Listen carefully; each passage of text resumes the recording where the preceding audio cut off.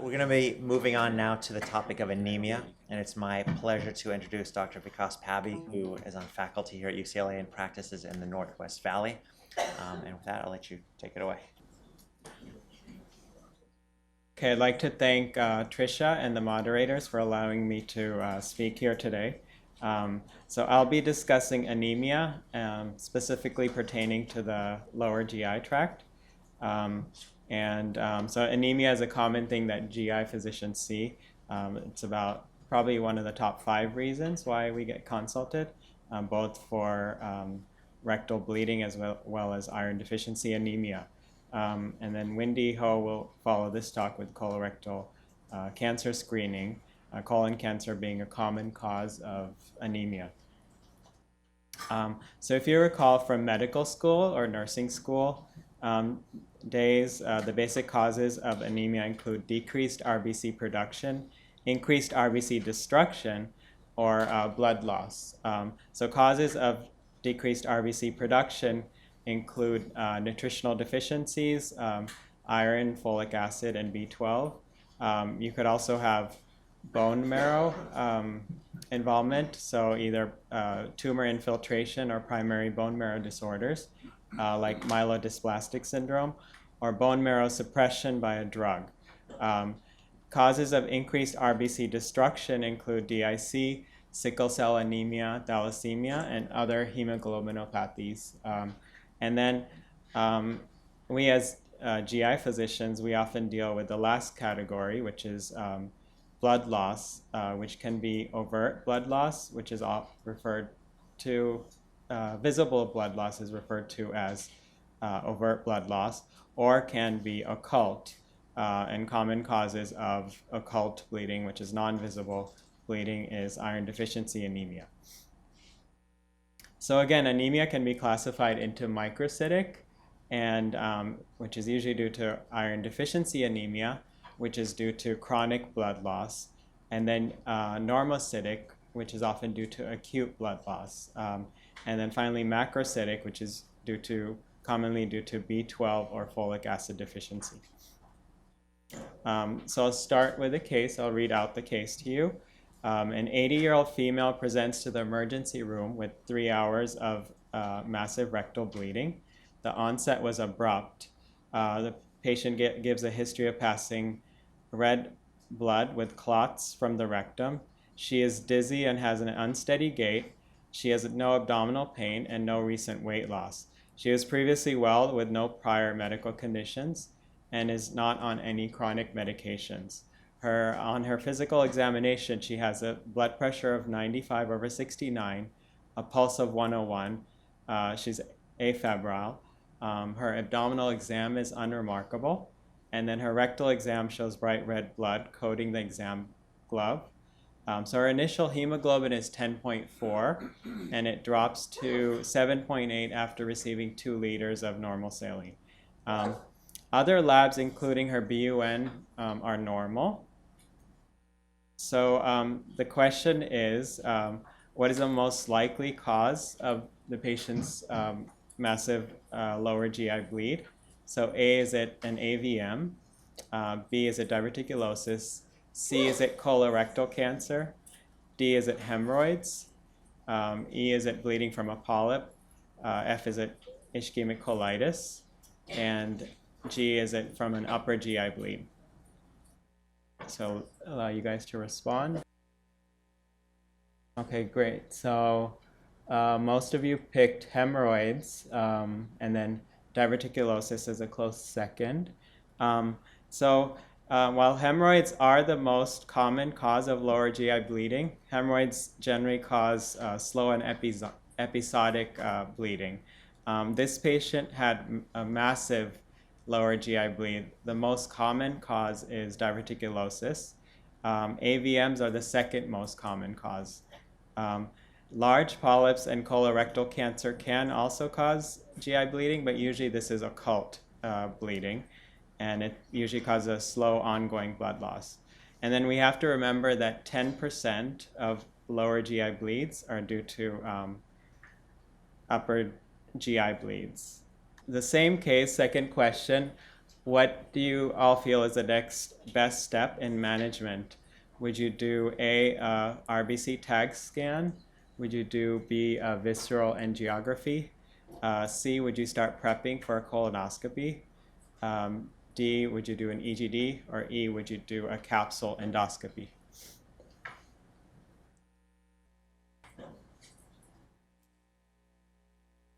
Okay, great. So I think most of you have the right answer, and I would agree. Just prep for a colonoscopy. So an EGD would be indicated if the patient had signs of upper GI bleeding, such as positive NG tube aspirate, and elevated BUN, or marked hemodynamic instability.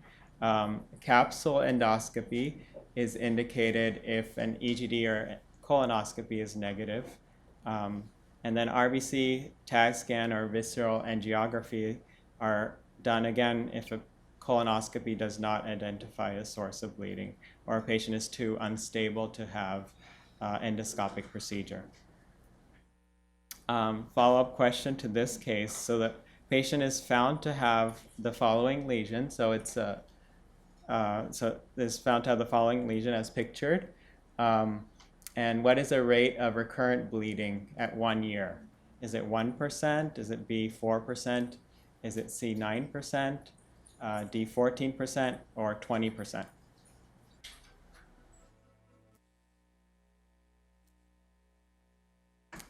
Okay, great. So the correct answer is C, 9%. And patients often ask about their chances of rebleeding when they have a diverticular bleed. So the rebleeding rate at 1 year is 9%. So acute lower GI bleeding accounts for about 20% of all acute GI bleeds. The conventional classification of bleeding was upper, which was above the ligament of Treitz, and lower, which is below the ligament of Treitz.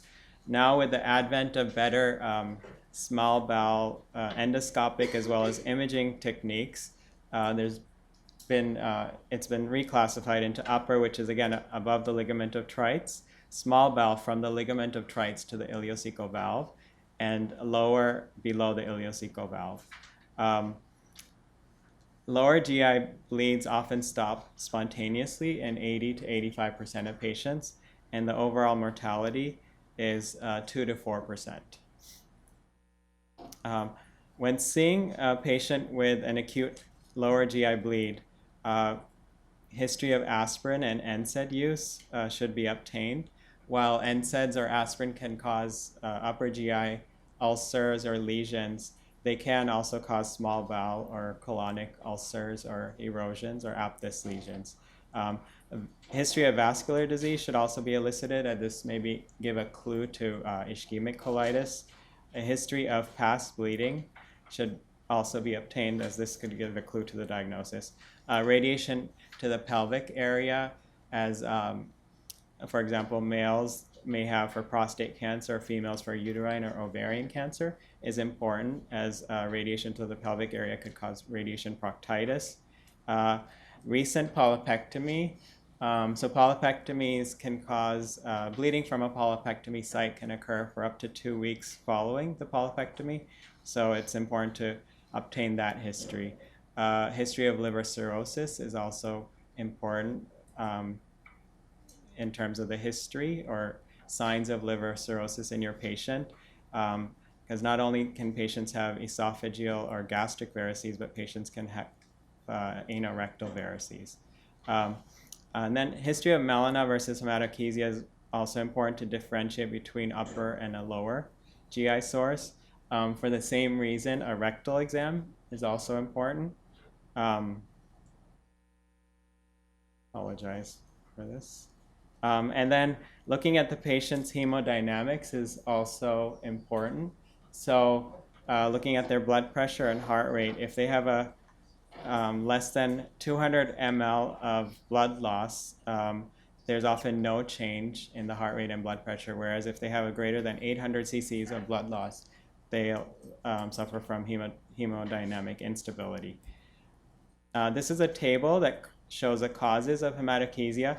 As discussed in the question, the most common cause of hematochezia is diverticulosis, and then AVMs are the second most common. Other causes include colitis, which could be ischemic, inflammatory in nature, infectious, or radiation-induced, and then other causes include neoplasia, anorectal disease, or upper or small bowel sores. Diverticular bleeds stop spontaneously in 70 to 80% of the time. Patients generally give a history of painless bleeding and a history of passing maroon or bright red blood per rectum. 15% of patients with diverticulosis will have a diverticular bleed during their lifetime. 25% of patients require intervention to control the bleeding, and 5 to 10% undergo surgery. The recurrence rate, again, at 1 year is 9%. It's 25% at 4 years and 48% at 10 years. AVMs most commonly occur in the gastrointestinal tract, and AVMs can cause both overt or occult GI bleeding. For some reason, they're more common in older age, ages greater than 60 years of age. Again, similar to diverticular bleeding, AVMs cause painless bleeding. There are certain conditions that may be associated with AVMs, and these include chronic kidney disease, also aortic stenosis. When it is associated with aortic stenosis, it's often referred to as Hyde syndrome. Also can occur more in von Willebrand's disease. When AVMs do occur in the colon, they most commonly occur in the cecum as well as ascending colon. As pictured here, this AVMs in the ascending colon, as you can see the ileocecal valve here. So colonoscopy is the most appropriate first step when managing acute lower GI bleed. If an upper GI bleed is suspected, then an EGD can be performed at the same sitting as a colonoscopy in a patient that's hospitalized. Capsule endoscopy is done when EGD and colonoscopy are not diagnostic. Other tests that are used are nuclear imaging, such as the RBC tag scan. For doing for an RBC tag scan to be positive, you need a rate of bleeding at 0.1 to 0.5 ml per minute. And the drawback of this test is that it's not therapeutic, and it may delay angiography. And then visceral angiography, patient needs to have bleeding at even a faster rate at 0.1 to 1.5 ml per minute for the test to be positive. Advantage of this test is that it's therapeutic. It is not without complications. So patients can get renal failure, which is associated with a contrast injection. With the embolization, patients can get infarction of the bowel, which is another complication. A multi-detector row CT is a new modality to detect GI bleeding. And its advantage of this is it's very sensitive and specific, and it's very good at localizing bleed. Drawback is it's not therapeutic. Some authors have suggested performing an urgent colonoscopy within 12 hours of presentation, and they've suggested that this may be beneficial. Patients are prepped with GoLightly up to 8 liters and rapidly over 12 hours. The diagnostic yield is up to 90% in these patients, and the therapeutic yield is up to 40%. However, because you're administering the prep over rapidly, it is associated with complications, including electrolyte disturbance and aspiration. So this study was appreciated by GI fellows. This study aimed to look at urgent versus elective colonoscopy. And 72 patients were randomized to urgent colonoscopy, which was performed within 6 hours of presentation, as well as elective colonoscopy, which is performed within 36 to 60 hours after presentation. So as you can see on this table, the outcomes were similar in both groups. Rebleeding and the transfusion requirements were actually slightly more in the urgent colonoscopy group. And then mortality and length of stay was also a little more in the urgent colonoscopy group. And interestingly, out of the 85 patients that were enrolled, 13 of the patients actually had upper GI bleeds. So in terms of therapy for acute lower GI bleeds, it really depends on the cause of the bleed, but there's various endoscopic modalities that are used for hemostasis, and they include injection with epinephrine. Other modes of therapy include thermal coagulation with bipolar or unipolar electrocoagulation, and argon plasma coagulation, which is often used for radiation proctitis. We also do use mechanical devices such as metallic clips and rubber band ligation. And then, as previously mentioned, we do use angiography.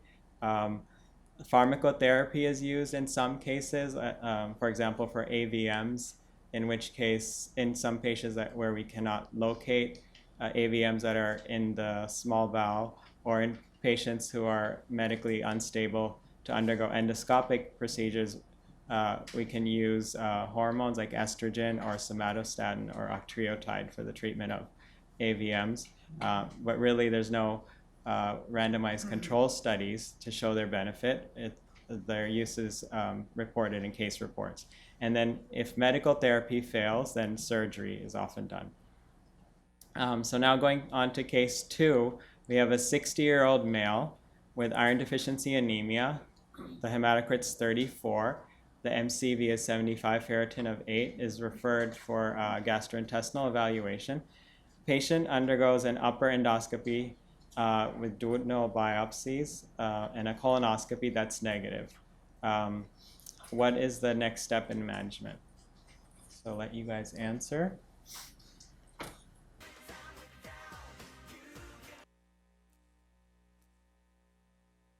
Great, so most of you got this answer right, and I agree with the answer, which is capsule endoscopy.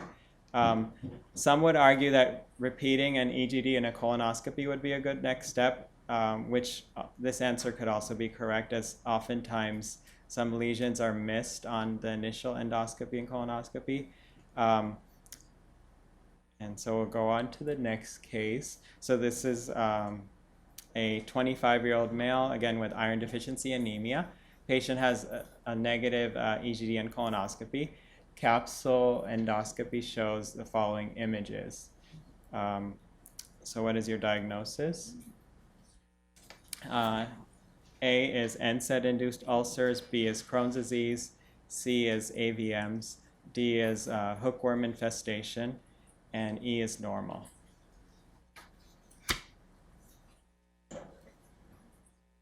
Okay, so most people said NSAID-induced ulcers. So what you're seeing is these pinpoint ulcerations here. And certainly NSAIDs or Crohn's disease can do this, but this is typical of hookworm infestation, which causes multiple little pinpoint ulcers. And on follow-up, on re-looking at the images, there's these hook-shaped parasites that we're seeing. So now switching gears to iron deficiency anemia. The prevalence is about 2 to 5% of adult men and postmenopausal women. GI blood loss is the most common cause of iron deficiency anemia in this age group. Again, it's a common reason for referral to GI. When evaluating a patient with iron deficiency, taking a good history and physical is important. Asking about upper and lower GI symptoms. For example, if patients have nausea and vomiting, epigastric pain, this could be associated with peptic ulcer disease. Again, here, history of aspirin and NSAID use is important. Any family history of hematological disorders is also important. And when examining the patient, look for any abdominal masses. Cutaneous exams is also important, which may give a clue to any syndromes that patients may have. For example, if they have Peutz-Jeghers syndrome, they may have hyperpigmentation around their mouth and buccal mucosa. And then Ulcer-Weaver-Rendu syndrome, which is also hereditary hemorrhagic telangiectasia. Patients will also have telangiectasias around their, anywhere on their body, but specifically around their mouth and lips and tongue.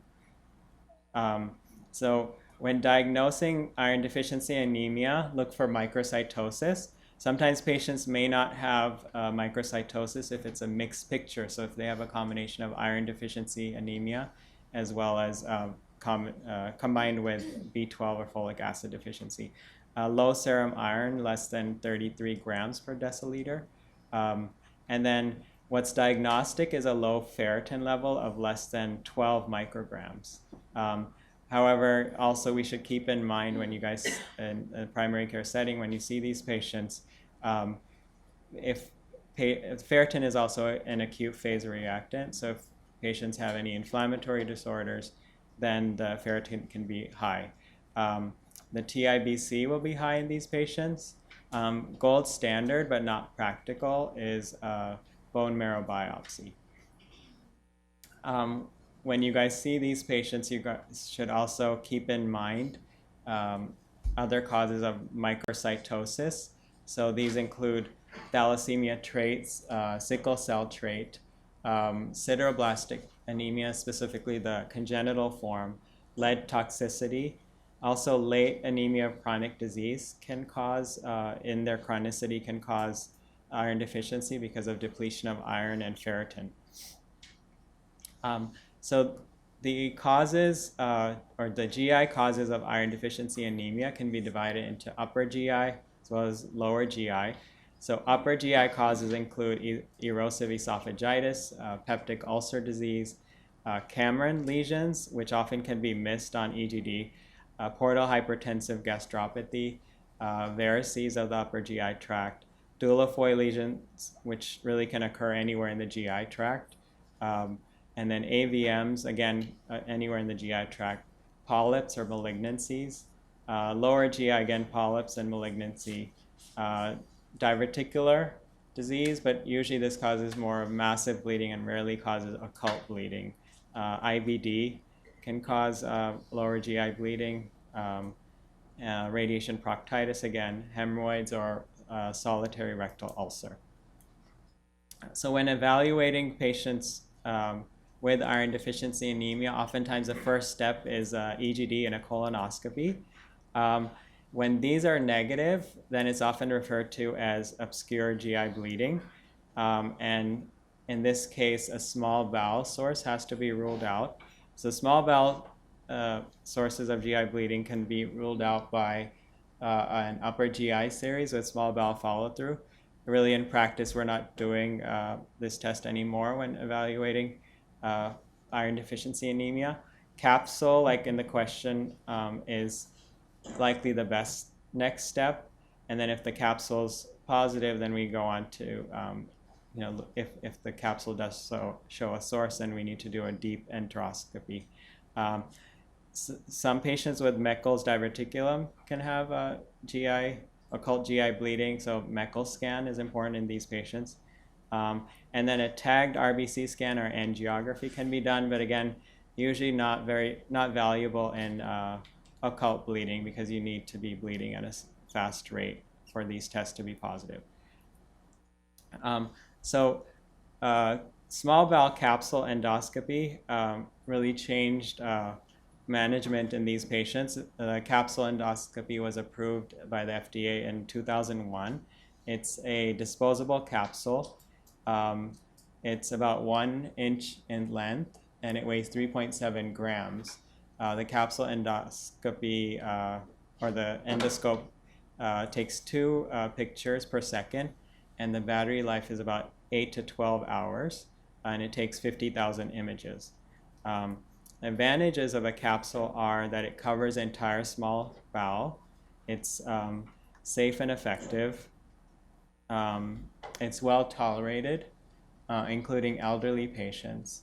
It does have some drawbacks, so that there is a risk of capsule retention. The risk of capsule retention we usually quote as 1 to 2%. And for Crohn's disease patients, it's a little higher, which is about 4 to 5%. And another drawback is there's lack of therapeutic intervention, and there's inability to provide, although we have a general idea of where the pathology is located, it doesn't provide a precise location. It has a limited battery life, so if the capsule does get stuck in an area, then we may be missing a lot of images. And then finally, we could miss some lesions. Some lesions are missed by the capsule endoscopy. These are some images that you can see. So this is a AVM that the capsule endoscopy is captured. This is an ulcer with a stricture caused by Crohn's disease. Similar picture can be seen by NSAID use. This is a tumor that you're seeing. This is scalloped appearance in the duodenum, which is typical of patients with celiac disease, correct? And then this is just oozing of blood.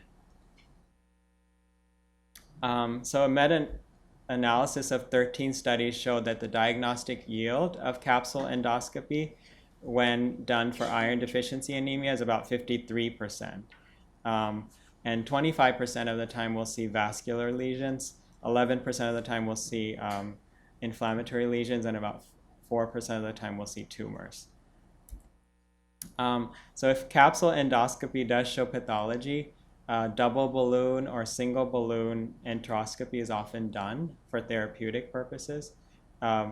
These procedures are advantageous as they allow access to areas beyond the reach of conventional endoscopes. So the drawbacks are that they're long procedures. They can take up to 2 hours, and they require prolonged sedation. When treating iron deficiency anemia, again, we have to treat the underlying cause. Oral supplementation with ferrous sulfate or ferrous gluconate can be done. When supplementing iron orally, giving vitamin C is also important, which helps the iron absorption. IV forms of iron are safe. Ferrous or ferric gluconate and iron sucrose are forms of iron that can be administered safely intravenously. Iron dextran was formerly used, but was associated with high rate of anaphylaxis, so it's not used anymore. Besides blood loss, so iron deficiency can also be due to malabsorption, which is commonly due to bariatric surgery. The reasons why patients with bariatric surgery have iron deficiency is that surgery bypasses the duodenum, which is a major site of iron absorption. So iron is absorbed in the duodenum as well as the proximal jejunum. Also, patients with bariatric surgery, they have decreased production of gastric acid, which is also helpful for iron absorption. Similarly, gastric and small bowel resection can lead to iron deficiency. And then Crohn's disease and celiac disease are also other causes of iron malabsorption. Finally, just wanted to briefly touch upon the GI causes of B12 and folic acid deficiencies. So chronic atrophic gastritis and gastrectomy can both lead to B12 and folic acid deficiency. B12 deficiency or dietary deficiency of B12, which is commonly seen in vegan patients, can lead to B12 deficiency. Dietary deficiency of folic acid is often seen in alcoholics. Pernicious anemia obviously causes B12 deficiency. Small intestinal bacterial overgrowth causes B12 deficiency because there's a competitive uptake of B12 by small bowel bacteria. And in this condition, you actually see an increased folic acid because there's increased synthesis of folate by small bowel bacteria. Other causes of B12 deficiency include H. pylori ileal resection or inflammation as seen in Crohn's disease.